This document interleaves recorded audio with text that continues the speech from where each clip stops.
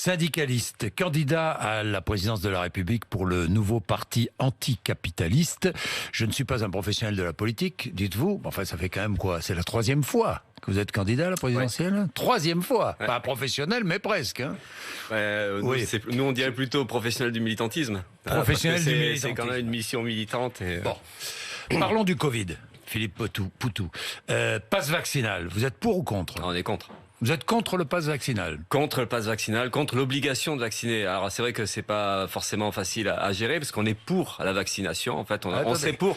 Alors expliquez-moi parce que là vous êtes contre. Mais on est pour une campagne de vaccination. On est pour l'idée de convaincre. Oui, on pense que c'est. Vous appelez les Français à se faire vacciner. Je sais pas si ça a un sens que moi j'appelle, mais en tout cas on est pour et on pense que c'est un moyen de protection qui est réel. Et voilà, mais là par contre ça pose le problème aussi de la vaccination à l'échelle planétaire. Et le paradoxe dans lequel on se trouve quand même aujourd'hui, c'est que les pays riches sont vaccinés, ou en tout cas il y a des politiques de vaccination dans les pays riches, et il n'y en a pas dans les pays pauvres. Je crois que c'est 2% de la population mondiale dans les pays du Sud qui sont vaccinés. Et d'ailleurs, on a un problème aujourd'hui avec les variants qui viennent de ces pays où la population est très peu vaccinée.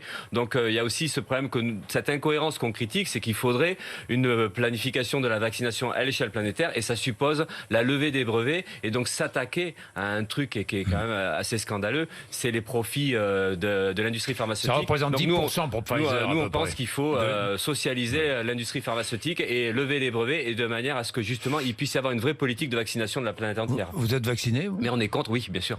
Vous êtes vacciné 3 doses? Bientôt. Bientôt la troisième, le rappel. Bientôt le rappel. Mais voilà, vous comprenez, en fait, nous on est contre l'obligation dans le sens où de toute façon ça règle rien, on le voit, c'est des conflits, c'est des problèmes. Derrière, c'est des licenciements de salariés. Donc les irréductibles. Mais pour convaincre, il faut être crédible, et le gouvernement n'est pas crédible. Il y a eu trop d'incohérences, trop de mensonges, et aujourd'hui on s'aperçoit que finalement, imposer le vaccin, ça devient pour plein de gens suspicieux, et on voit la difficulté qu'il y a aujourd'hui. Donc la seule méthode du gouvernement, c'est d'imposer, et il s'en sort pas avec ça.